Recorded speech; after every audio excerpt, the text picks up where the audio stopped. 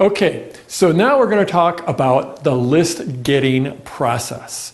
And so the way this works, it's really pretty simple. What you do for the list getting process is you have some kind of a bribe,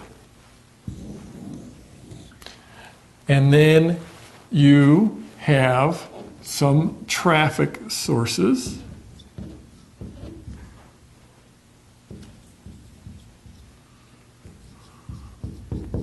Hopefully multiple traffic sources, and you send that traffic into the bribe, and then to get the bribe, they have to go through this process where they end up on your list. Okay? Now, one really important thing you have to do is you have to decide what you're going to publish about, what niche you're going to build your list and going to build your business in. And then, of course, once you figure that out, then you start to work on what the bribe is. So that's sort of what we're going to be talking about here. So first, let's talk about the niche, or as our British friends would say, the niche. And I'm getting all confused because I always used to say niche, but now I find myself more and more often saying niche. I don't know what's up with that, but in any case, lots of people who are going to be watching this, you already know what market you're in. You've already got your business. You're already building your list. You just want to learn how to build it better and faster. But a lot of people are still probably trying to figure out what niche they're going to publish in. And a lot of people struggle with this. For example, I'll give you one prime example, me. I know when I first started out, I first learned about the idea of information marketing. This is actually before the internet was really around. I mean, I learned about publishing on CompuServe and AOL and Prodigy. It was way back in the dark ages. And then by the time I started to figure out what my niche was, then the internet really had come about. So dark ages. But this is the deal.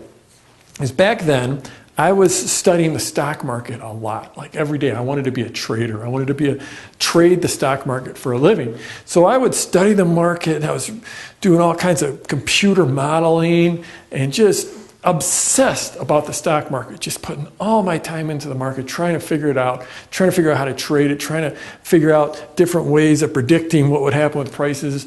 And I'd go on, and then I learned about this information marketing. So what I would do is I'd sit there, and for like 10 hours a day, I would study the stock market. And then I'd go to bed, and while I was laying in bed, sort of like that half hour, getting ready for bed, laying down in bed would be the time I'd think about the idea of an information marketing business, and about publishing, and about having an email list. And I remember laying in bed, I was like, what could I publish about? What could my niche be? I want to publish something. I don't know what it's going to be. And the next morning I would get up and I'd study the stock market for like 8 or 10 hours. And then the next night I would lay in bed and say, I wonder what I should publish. What would people read? What are people interested in? And then I'd next day get up and study the market for another 8 or 10 hours. And it literally took me probably about 18 months of doing that. So I thought, duh. Well, I know all this stuff about the stock market. I might not be the world's greatest expert, but I know more than 99% of the people out there because I've been studying this thing obsessively for like 3 years, and maybe I should publish about that. So I know a lot of people that look at me now and they think, Jeff's some big guru or some expert. He's done all these sales, made this huge impact online, so you just sort of assume that I always have my act together. Well, trust me, folks, I didn't, and there's still plenty of parts of my life that I don't have my act together.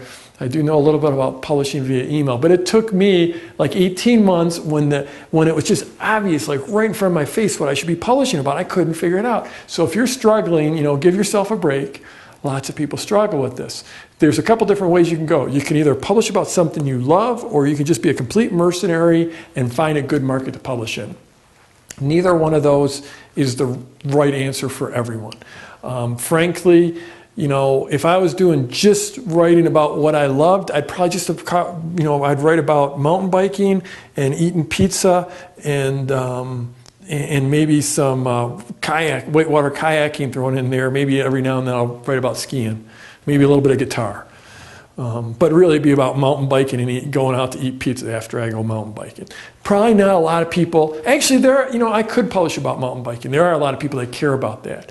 But the eating pizza, I'm probably not going to get paid very much if I publish about eating pizza. So what I'm saying is some people are naturally lucky to have things they're interested in to publish about that they love. And frankly, I love publishing about internet marketing. I love helping entrepreneurs. So I am lucky in that something I really love to do also pays off. But not everything that you love is going to be a great thing to publish about. So one of the things when you can do a lot of niche research these days, very easy to look into your niche. So all you have to do is like whatever niche it is, if it's growing big tomatoes is what you're thinking about publishing, then just go to Google and type growing tomatoes into the search engine. You can start to see the websites that come up. You can study whether they're building a list. You can take a look and see if people are advertising under that. If you look, the Google AdWords, so I'm sure you all know this, but if you went to Google and there's the big search box and you type in growing tomatoes, then you're going to get all these, all the websites are going to come up here, on the page. And then over here, there's going to be a column with more stuff here. And these are the ads, the Google AdWord ads. And sometimes there's a slightly different color box up here with another listing. You can look and see if a lot of people if people are advertising in that niche, then then people have to be buying stuff in that niche. So that's one of the, I don't have time to go into a full-out keyword discussion, keyword tutorial here, but you look and see if people are advertising in your market or your niche. And if people are advertising, then people are spending money there. Another thing you can do is go to a good like bookstore or a store where they sell newspapers and magazines. There's there's always going to be in a major city some great store that's got tons and tons of magazines. Look at the magazines in your niche. Are there magazines? How tightly targeted are they? Like, is it about growing tomatoes or just about growing vegetables? Is it growing certain types of tomatoes? You can. So if you look at what people are paying, and in AdWords you can take it a step further and look at actually how much people are paying. This is all very easy to do compared to a few years ago. So you want to look into your niche and try to narrow down into a niche that you can publish in and find out what the competitors are and what they're paying for traffic. People are paying a lot of money, then it's a good niche. Now, there's a lot of good keyword tools out there for doing this type of research. One of the things, and frankly, the tools change fairly often, so I don't want to give you too many things to look at right now, but one thing you can look at is the Google keywords. And actually, the URL where Google Keywords lives tends to move around a little bit as well. But if you just go to Google and, up here, just type in Google